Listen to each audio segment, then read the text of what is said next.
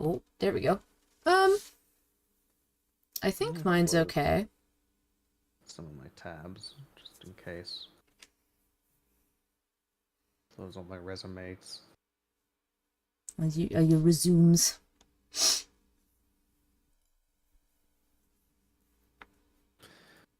All right. Next Christmas, give it to someone Oh no! special. I gotta change the session. I still have Red Rising up there. Oops. Just change that real quick. Oh, I didn't change mine either. Oop. Hell. Brave New World by all the stars. And this is session number 40. Wow, we're ending on 40? Interesting. Okay. Lovely. So we're ending? Well, the year. We're ending. We're done. That's it, we're done. Goodbye. Goodbye. The place that that I've been going to D&D at nearby got health coded. So it's Oh no. Oh shit. Gotta do some Probably. Actually, what do you do? Like do you just deep clean or something? They identify a problem. It depends on what the issue is. They'll identify the problem and they'll either say, "Nope, you're fucking done, you assholes. What are you thinking? Yeah. Why are you putting do?" Or they say, "Oh, we don't like that.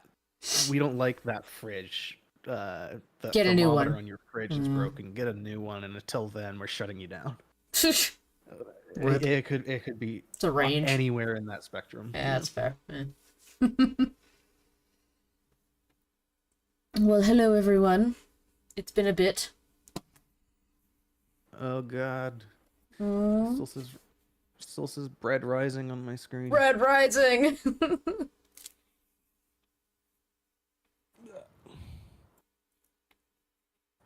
A crazy new world. Oh my god. That. Let us see where I started writing my chapters. There we go. And I actually basically finished my journal with all my book club summaries. I'm about halfway through. Okay. I basically got that and then the very last page, but I'm not gonna fill it, so I'll be on the lookout for a new journal, or I'll use the blueprints one. Now that you're not playing blueprints. Yeah, for a bit anyway. Reading infinity. No, it's reading one. It's easiest just to write a 1 instead of finding an infinity symbol. It's fair. Alright. Ooh, pardon me. Did anyone other than us read it? I think it was just us. I did let Corwin know and my other friends from university, but I don't know if they had time to read it or if they wanted to. They might have just said nah. But it is an interesting book to discuss nonetheless. I definitely understood it a lot more than the first time I read it, but it also it felt a lot heavier the first time I read it as well. And I don't know if that's because I was expecting it or if as a kid just some of the stuff in it is very shocking. Yeah. It's one of those it was interesting for me because I thought it was going to be a book that presented a strong moral right or wrong, but it doesn't. It has a bunch of different morals and amoral characters. So one thing that's interesting about Brave New World is in terms of science fiction. Most science fiction is a fictionalized future designed to mirror something that happens now, right? They're usually a political or social statement about the present day. Yeah. By showing an advanced version of it where it's gone out of control in the future. Yeah. But this book is a prediction. Like this is a prediction of what Aldous Huxley thought the world was going to look like Mm-hmm. after a while. Yeah. Like, did you read any of the stuff in the back of the book?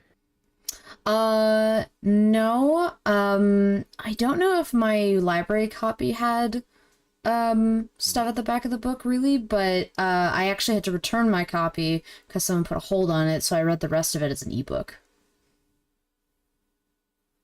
So I don't think the ebook had anything either. Mine has a big old section of insights, interviews, and more. Oh. And the only one I actually read was a letter he wrote to George Orwell thanking him for giving him his book. But in it, he's like, yeah, this is 100% what I think is gonna happen in the future. Um, this is why I think this is more likely than your scenario. Yeah. So, Interesting. I'm sorry, my cat's trying to steal the show here. Excuse me, sir. and the other thing about it is it's not a condemnation. It's not a straight condemnation of all of the stuff that's shown. Yeah. It's an exploration of what it would look like Yeah. with various viewpoints scattered throughout. Like a lot of the stuff that seems like it should be taken as a cautionary thing is like, well, maybe it does make sense to do stuff that way.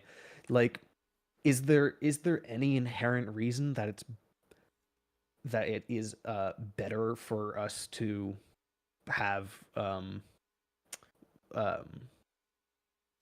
like actual births and stuff when we could just create people in bottles as long as it's done ethically? Like, Yeah. Yeah. it's it's easier on the environment. Mm-hmm. You can get rid of a lot of health defects. Mm-hmm. You don't have to worry about a lot of pregnancy complications. Mm-hmm. It's safer for the parents. You don't have to deal, like, it's a lot of that. It kind of makes sense. Mm-hmm. There's You could make all sorts of moral arguments against it, but Mm-hmm. it in itself is not an evil. It's just when you use it to basically as propaganda. And then the question of, like, the whole happiness and beauty versus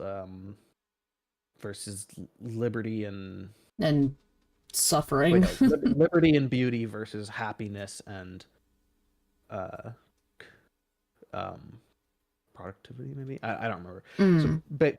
basically the idea being that what good is the freedom to suffer? Yeah. Yeah. And I thought that with this book that it was going to uh like I said earlier, like it was going to pick one side to be like, oh, this is the morally correct and good answer. Um, but like you said, it's more of an exploration. And I mean, we're going to get into it a little bit more when we talk about the chapter summaries, but um, John as a character is very interesting because I thought that Bernard was going to be more of what John kind of like stood for, I guess. He was like, oh, this doesn't, it's not right that your society works like this because what's the point in living if you don't have, if you're not able to like suffer and like relish in your achievements and you know explore art and philosophy and everything. um and Bernard's kind of a disappointment in this book, to me at he least. is, yeah, because I thought that Aldous was setting him up for that, but that's also another like, um, what's the word? Well, like a I keep losing you for like several seconds. really? Oh, it's my Yeah, I don't know why. hmm. I could probably go get my Ethernet if that's helpful because I am Oh, dropping frames. are you on Wi-Fi? I'm on Wi-Fi, yeah. That So might be it. yeah, I might go But try that.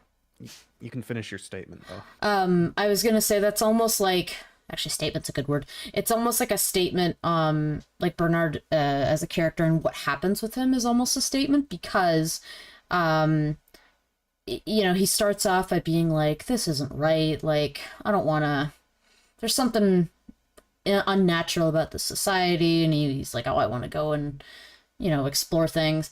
And then when he has an opportunity to be like celebrated because he, you know, brings back John and everybody's interested in John and Linda, and he's like, yeah, I did that, you know, look at me. He gets really big headed about the whole thing, and then he just like he dives right into the society. He takes Soma, he like is living the lavish life, and he any chance that that could go wrong, he basically has a panic attack. He's like, I don't want that to happen. No, I'm not going back there. There's two things that it reminds me of. One being like when a liberal meets an anarchist, it's like you have all these idealized ideas, but then you meet somebody who takes that even further, and suddenly it's like, okay, well, I agree with you, but to that extent. So when Yeah. he meets John, it's a definite like, I have this gnawing belief, but you are the pure version of that, and Yeah. is that what I really want? And the other thing it reminds me of is when people who are used to not much money come into money, Yeah. because it if for some people, I don't think this is 100% gonna happen to everybody, but when somebody who's not used to having money suddenly has a lot of money, it corrupts them immediately, Yeah. Yeah. because it's a drug, Mm-hmm. really. Mm. So when he's and it's the thing that they've always been striving to have. So when he's sitting there wishing that he could be like everyone else and striving to have that social connection that everyone else has, Mm. and suddenly it's given to him on a silver platter, Yeah, he he's just like, dives right into it. yes. Yeah. Yeah. It's very interesting in that sense. Am I still dropping, by the way? Should I go get my Ethernet? Um, Occasionally. Okay. I'll go grab it just before we get into stuff. Yeah, it makes sense. Because it might also be impacting stream. I don't know. My Wi-Fi's been kind of weird lately. Nah.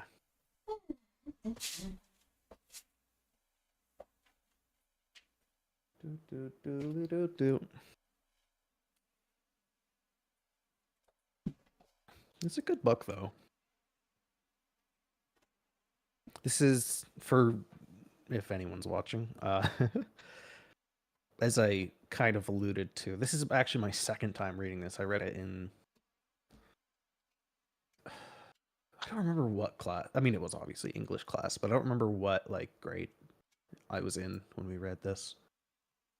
Um, and I didn't have like strong memories about it, but like I had a vague recollection of what it was about and some of the story beats.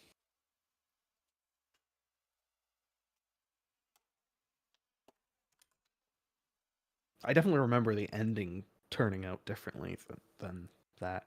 Either I didn't understand it at the time, or I just like misremembered. But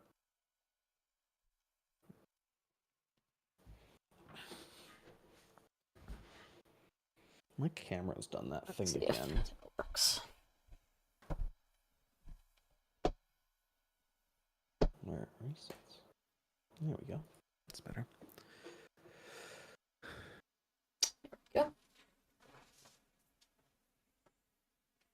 1 minute, I'll get my headphones on. Let me get on too. It's heckin' cold. Let's return. Oh, I don't have my phone on me. Alright, I've returned. Oh, and now you're going? Okay. It's fine. Why am I dropping frames? I wonder if I have an NVIDIA thing that I haven't updated. Temperature here is 50 degrees. Jesus Christ. What is Not that cold in? at all. What is that in Celsius? Like negative Like 10? 5? Oh, like 10 degrees. Yeah. That's fair. That was. Oh, I do have an update. Damn it. That's fine. It's well above freezing. Great. I also want to make sure that my stream is not chugging. I think it is. Let me double check. Because I have an NVIDIA update that I didn't do.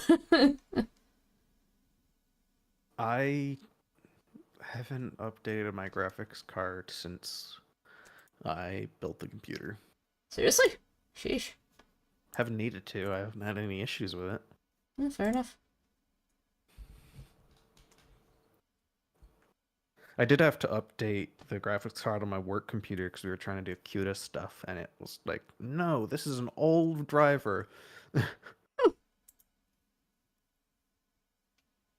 Yeah, I think it's fine. It's just a little behind. That's all right. Okay. I think the stuttering isn't happening as much anymore. Okay. Yeah, my Wi-Fi's been really weird lately. We've had so many troubles. As I said that, it did it. Oh my god. Yay! Great. I didn't lose your sound though, just your video froze, but Weird. Eh, we'll see. we shall see. But yeah, do we want to start getting into it? We have a whole book to talk about, and then we can talk more about all these interesting messages. While you were away, I was saying the bits that I remember from this book from before. I didn't remember too much about it. I didn't remember any of the baby factory at all. Really? I don't like, even in reading it, I was like, I don't remember any of this. I mean, it is a lot of technical terms. If you were reading it when you were younger, you were probably like, okay. Characters, yes. Maybe, yeah. I don't know. I mean, and there was a weird, like, interleaved story thing in like chapter 3, which is just very confusing. Like, is that when it's switching between the two? Oh, it's a nightmare. I was just like, what the fuck? Like, I understood, but I was like, why is it just one sentence and then you switch again? And no. That was the only time in the book where I was like, I actually looked forward just to see how much fucking longer I had to sit there and yeah, because that was like a good 3 pages, reading. wasn't it? Like, it was a lot. It was like, maybe 2 pages. No. It was like 10 or 20. Oh god. Okay. See, I repressed it from my memory. Let's see. So he does it throughout most of that chapter, but it starts doing the single sentence thing around page 47, and then it stops doing it on page 55. God. Oh, Mr. Huxley. A choice. So I didn't remember any of that. I remembered like some of the Soma party bits, like just the weirdness of it. Yeah. I remembered the description of the reservation. And I remembered helicopters arriving at the lighthouse, but I thought in my mind, I was like, oh yeah, they were the police and they came and they shot him. And that was what I remembered the ending. Oh, very different. I don't that like I was as a kid I was picturing like Black Hawk helicopters coming and government agents, and I don't know why. FBI, open up. Maybe I read a Doctor Diversion. I don't know. Interesting. Anyway. All right. Yeah. So for people coming in or watching the VOD later, Benji's gonna summarize the first 9 chapters, I think, and then I'm gonna summarize the whatever chapters 10 to. I finished 60? the book and I was like, cool. Wait, I was supposed to do the first 9, right? Yeah. God, that would be that would be really funny. Oh man. If we both did the first 9. Yeah. Fuck. All right. So, Brave New World by Aldous Huxley. Aldous. isn't that the name of the general in um the Force Awakens or something similar to that? Well, Like it's Hux or is it? Hux. Okay, Yeah, something like something that. like that. Something Yeah, like that. Anyway. the guy played by Percy Weasley. Yeah. No, is it Percy? No, Bill Weasley. What was it, Bill? Oh, okay. Yeah, the one who marries Fleur de la Cour. Fleur de la De Cour. la Cure. Yeah, I think that is Bill. She's French, so she needs to have the most French name of it possible. Yeah, Rowling is very imaginative, as we've gathered. All right. Chapter 1.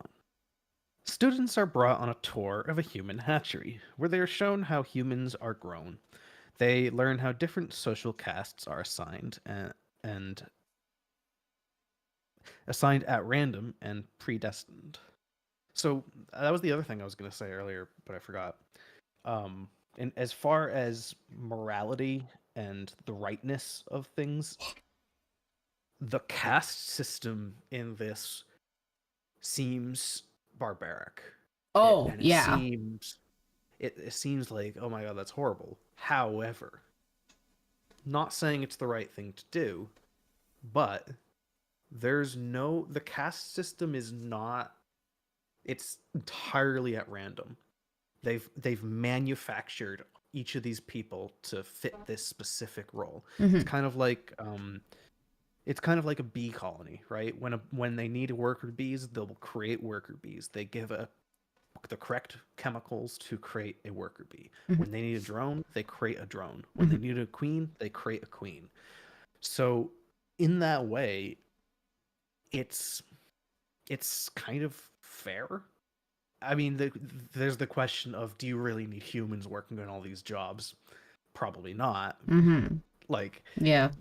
there's other ways to solve a lot of these problems. Mm-hmm. But in terms of, they have been conditioned specifically to be happy in their cast, and they do a job and they do it well, and so there might be, it doesn't seem like there's any strife between the casts because it's been designed out, and it's not a like a racial thing. It's not a I mean, it's a not well. I was gonna say a classist thing, not really, but kind of. Well, but because they. but the classes are literally invented.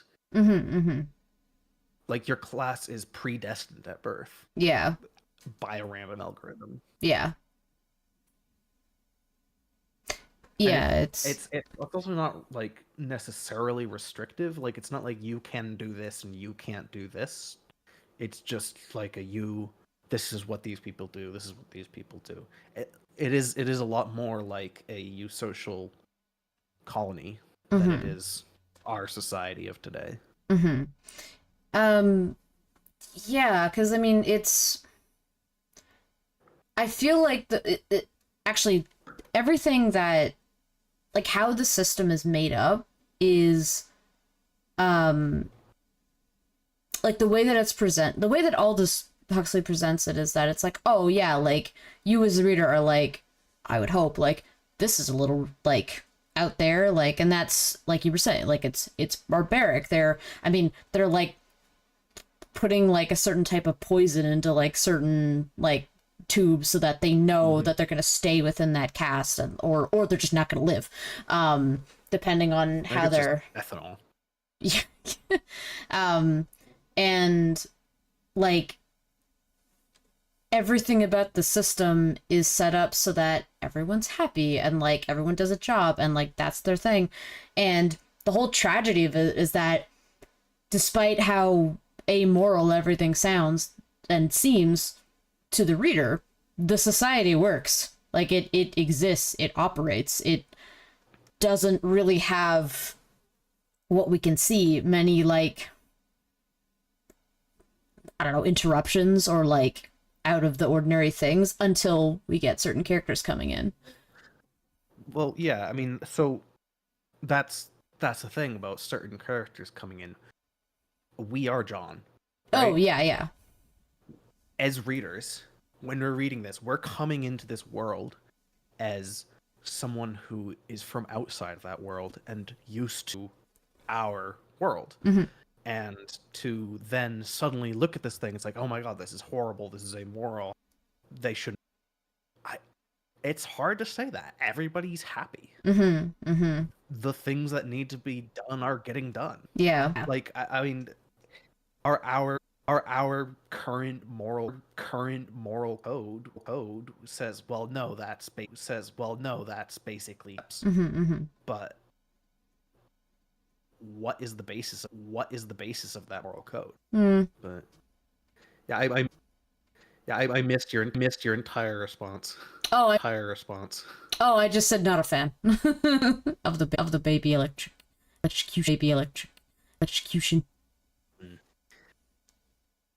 Yeah, that's one of the few that I'm like, okay, that is corporal punishment.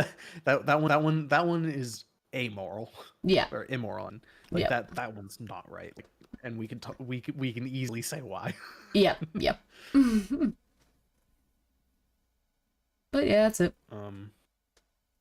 Yeah, it was just more of the same stuff. Which is just hard to read. For many reasons. The controller talks to the students about the history of their society and the evils of monogamy. Meanwhile, Lenina and Fanny talk about the men, and the men talk about them. Bernard Marx thinks the men treat Lenina like meat. And I didn't mention the fucking